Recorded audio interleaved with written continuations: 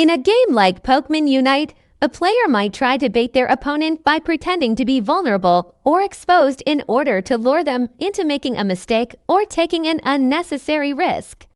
This can be done by positioning themselves in a way that makes it look like they are vulnerable to attack, or by pretending to be unaware of an approaching opponent. One way a player might try to bait their opponent is with their potion by pretending to retreat, then use the potion as a surprise counterattack when the opponent approaches.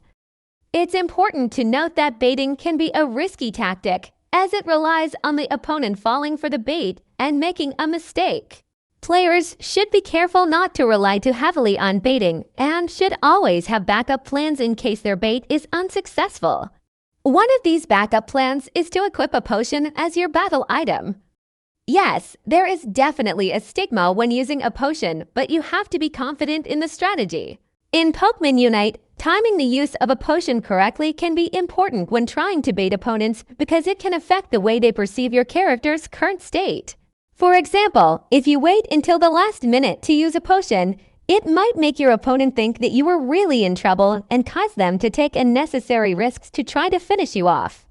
Certain characters have abilities that encourage this strategy, like Blastoise's Torrent. By using baiting tactics effectively, players can try to force their opponents into making mistakes or taking unnecessary risks that can put them at a disadvantage in the game. Once the opponent is in a bad position, you can use your team to exploit this by coordinating your attacks to take advantage of the opponent's vulnerability. If the opponent is stunned or knocked back, you can use this opportunity to set up a combo attack or use a powerful move to deal significant damage. Alternatively, if the opponent is slowed down, you can use this opportunity to focus your attacks on one target to maximize the damage dealt. The key here is to make sure that you are aware of the positioning of your allies. If your allies are not nearby, your efforts will be in vain. Good teammates will be aware of your position and will come to your aid if they notice your health start to drop.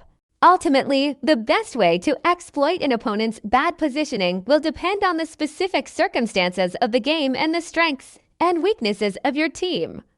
It's important to be aware of your own Pokemon's abilities and to be ready to adapt your strategy as the game progresses.